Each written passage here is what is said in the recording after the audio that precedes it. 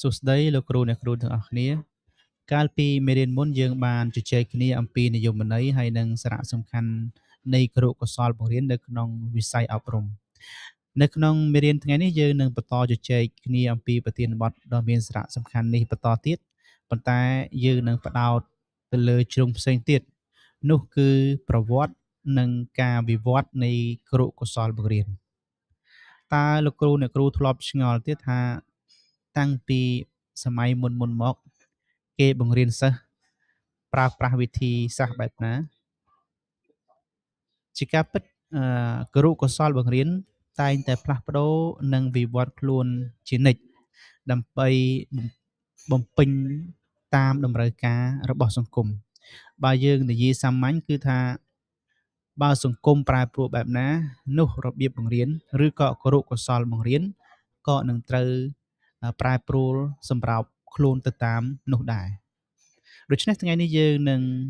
ស្វែងយល់ជាមួយគ្នាបន្ថែមទៀតថាតើវិធីសាស្ត្របង្រៀនឬគរុកោសល្យបង្រៀនមានការវិវត្តយ៉ាងដូចម្ដេចតាំងពីសម័យមុនរហូតដល់ពេលបច្ចុប្បន្នអូខេអញ្ចឹងជាដំបូងយើងក្រឡេកមកមើលគរុកោសល្យបង្រៀននៅសម័យកាលបុរាណដូចជានៅសម័យកាលក្រិចហើយនិងសម័យកាលរ៉ូមជាដើមថាតើនៅសម័យកាលនោះគរុកោសល្យបង្រៀនមានលក្ខណៈបែបណានៅសម័យកាលនោះការអប់រំគឺមានសម្រាប់តែវណ្ណៈអភិជនឬកូនអ្នកមានអំណាចតែប៉ុណ្ណោះចំណែកឯរាស្ត្រសាមញ្ញប្រជាជនធម្មតាគឺមិនមានឱកាសទទួលបានការអប់រំនោះទេដល់ឡែកវិធីសាស្ត្របង្រៀនឬគរុកោសល្យបង្រៀននៅសម័យកាលបុរាណវិញគឺគ្រូគឺជាអ្នកដឹកដៃជាអ្នកប្រាប់សិស្ស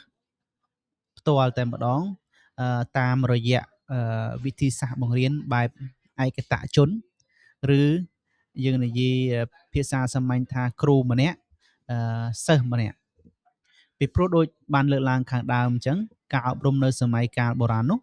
គឺសម្រាប់តែអ្នកអភិជនតែប៉ុណ្ណោះឬក៏អ្នកដែលមានធនធានឬក៏អ្នកដែល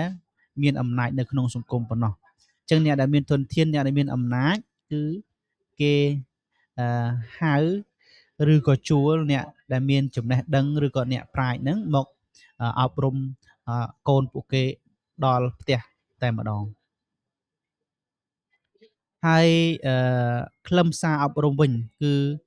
ផ្ដោតសំខាន់តែទៅលើការអប់រំសីលធម៌ហើយនិងអត្តចរិតផ្សេងនិងអត្តចរិតរបស់សិស្សតែប៉ុណ្ណោះលុះឈានដល់យុគសម័យកណ្ដាលដែលគេរាប់ចាប់ពីសតវត្សទី5ក្រោយចក្រភពរ៉ូមដួលរលំគរុកោសល្យបង្រៀនបានប្រែប្រួលទៅរកភាពតឹងរ៉ឹងបន្តិចហើយយកគ្រូជាធំ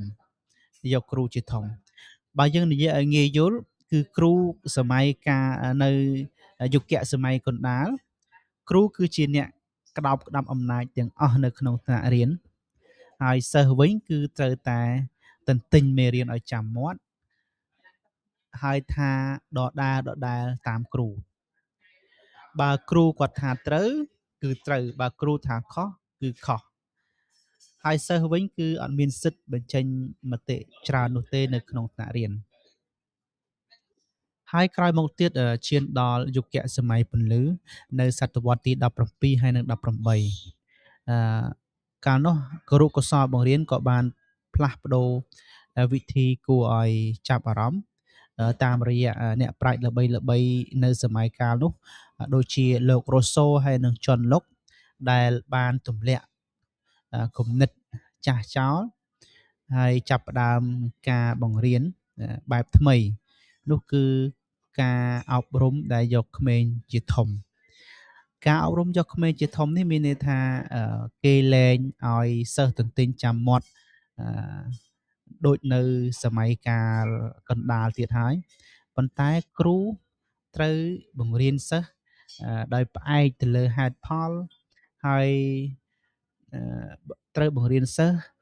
មើលទៅតាមការលូតលាស់ពីធម្មជាតិរបស់សិស្សម្នាក់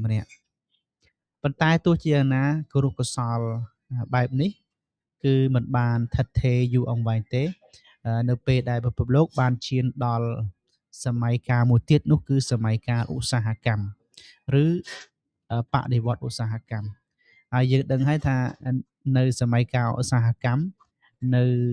តំបន់អឺរ៉ុប នៅប្រទេសអឺរ៉ុប រោងចក្របានចាប់ផ្ដើមផុសឡើងហើយយ៉ាងព្រោងព្រាតដែលធ្វើឲ្យសង្គមនៅពេលនោះត្រូវការកម្លាំងពលកម្មជាបន្ទាន់ នៅពេលនោះហើយដែលប្រព័ន្ធអប់រំត្រូវបានបង្ខំប្ដូរទិសដៅគរុកោសល្យបង្រៀនរបស់ខ្លួនម្ដងទៀតទៅជាទម្រង់រោងចក្រវិញ ទម្រង់រោងចក្រនេះមានន័យថាសាលារៀនបានប្រែក្លាយជាកន្លែងដែលផលិតកម្លាំងមនុស្សសុទ្ធសាធ គឺគេតម្រូវឲ្យក្មេងអង្គុយរៀនមេរៀនដូចគ្នាគិតដូចគ្នាដើម្បីឆាប់បានផលិតចេញមកក្លាយជាកម្លាំងពលកម្មដើម្បីបម្រើដើម្បីបំពេញតម្រូវការសង្គមនៅពេលនោះ ទោះជាយ៉ាងណាចូលមកដល់សតវត្សទី20 អ្នកអប់រំដូចជាលោក John Dewey បានកែប្រែប្រព័ន្ធនេះឡើងវិញ ដោយជំរុញឲ្យមានការរៀនតាមរយៈការអនុវត្តផ្ទាល់ ឬហៅថា hand on learning ការអនុវត្តការរៀនដោយអនុវត្តផ្ទាល់នេះគឺសិស្សលែងគ្រាន់តែអង្គុយស្ដាប់ទ្រឹស្ដីទៀតហើយតែពួកគេត្រូវចោះធ្វើអនុវត្តដោយដៃផ្ទាល់ស្ទាបផ្ទាល់ចូលរួមយ៉ាងសកម្មនៅក្នុងមេរៀន ចំណែកឯសម័យកាលបច្ចុប្បន្នយើងនេះវិញការបង្រៀនកាន់តែទំនើបនិងសម្បូរបែប យើងបានបញ្ចូលទាំងបច្ចេកវិទ្យារៀនតាមអនឡាញ និងការរៀនដែលតម្រូវទៅតាមសិស្សម្នាក់ៗ ហើយគោលបំណងធំបំផុត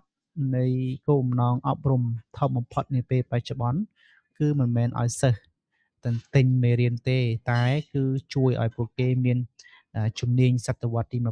21 ពោលគឺរៀនឲ្យចេះដោះស្រាយបញ្ហា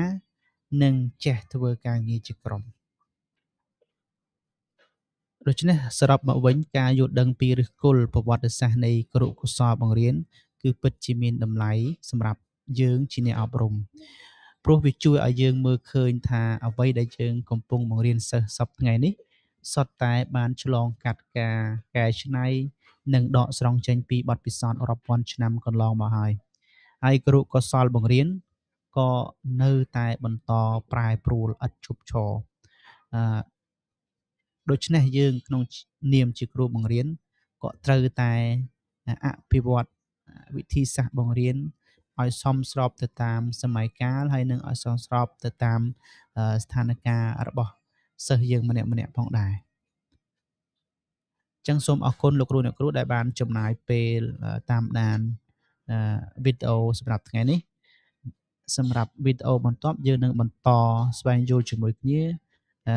នៅក្នុងមេរៀនបច្ចេកទេសតែម្ដងនោះគឺទ្រឹស្ដីនៃការរៀនសូត្រទាំង5 និងរបៀបយកវាទៅអនុវត្តនៅក្នុងថ្នាក់រៀនផ្ទាល់ កុំភ្លេចតាមដានទស្សនាទាំងអស់គ្នាសូមអរគុណ